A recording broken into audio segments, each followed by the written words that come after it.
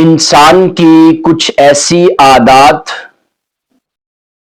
اگر وہ اس کے اندر ہوں تو وہ معاشرے میں رسوا ہو سکتا ہے۔ سامعین و حاضرین، اگر یہ عادات آپ میں ہیں تو انہیں چھوڑ دیں۔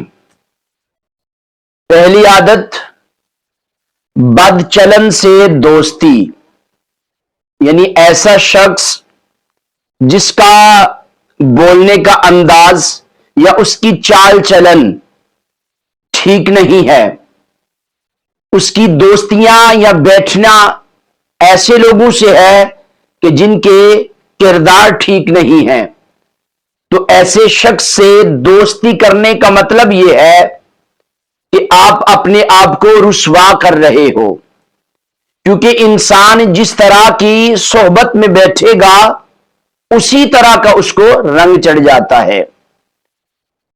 دوسرا، دعوت میں بن بلائے جانا، کسی نے دعوت کی اور بلایا بھی نہیں ہے، ایسے ہی منہ اٹھایا اور کسی کی دعوت میں چلے گئے، تو وہاں بن بلائے جانا انسان کو رسوا کر سکتا ہے، لہذا اس عمل سے بچنا چاہیے۔ تیسری بات، دوسروں کی باتوں میں دخل دینا۔ مثال کے طور پر دو افراد بات کر رہے ہیں یا کوئی بڑے بات کر رہے ہیں اور ہر بات کے اندر اپنی ٹانگ اڑا دینا اور اپنے مشوروں کو دینا، بعض اوقات ان مقامات پر انسان رسوا ہو جاتا ہے، ذلیل و خوار ہو جاتا ہے کہ کوئی کہہ ہی دے کہ اپنے مشوروں کو اپنے پاس رکھ، تو لہذا دوسروں کی باتوں میں دخل نہیں دینا چاہیے۔ چوتھی بات، مہمان بن کر میزبانوں پر حکم چلانا۔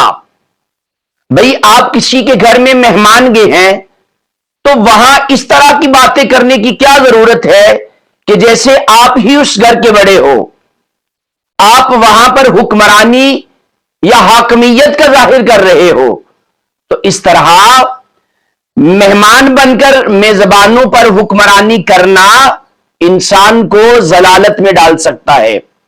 پانچویں بات، حریص دولت مند سے مدد طلب کرنا۔ مثلا ایسا شخص جو لالچی ہے، جب آپ اس سے کچھ مانگیں گے، مدد مانگیں گے، تو وہ ہو سکتا ہے آپ کو رسوا کر دے یا وہ آپ کو طرح طرح کی باتیں سنائیں۔ کیوں؟ کیونکہ اس کے اندر تو لالچ کوٹ کوٹ کے بھرا ہوا ہے، تو ایسے شخص سے مدد طلب کرنے کی ضرورت کیا ہے؟ چھٹی بات یا چھٹی عادت کہہ لیں، مجلس میں اپنے سے بالا شخص کے پاس بیٹھنا، یعنی کوئی مجلس لگی ہے، بڑے لوگوں کی بیٹھک لگی ہے، تو ان میں اپنی اوقات سے بڑوں کے پاس بیٹھنا، یہ بعض اوقات انسان کو ذلیل و رسوا کر دیتا ہے۔ اور ساتویں بات، ان لوگوں سے خطاب کرنا جو سننے کے لیے تیار ہی نہیں ہے۔ بھئی آپ کسی کو گفتگو سنانا چاہتے ہیں لیکن اگلا بندہ وہ بات سننے کو تیار نہیں ہے، تو آپ کو کیا ضرورت پڑی ہے کہ وہاں آپ اپنی جو ہے نا وہ گفتگو کو سنائیں، اپنے آپ کو منوانے کی کوشش کریں۔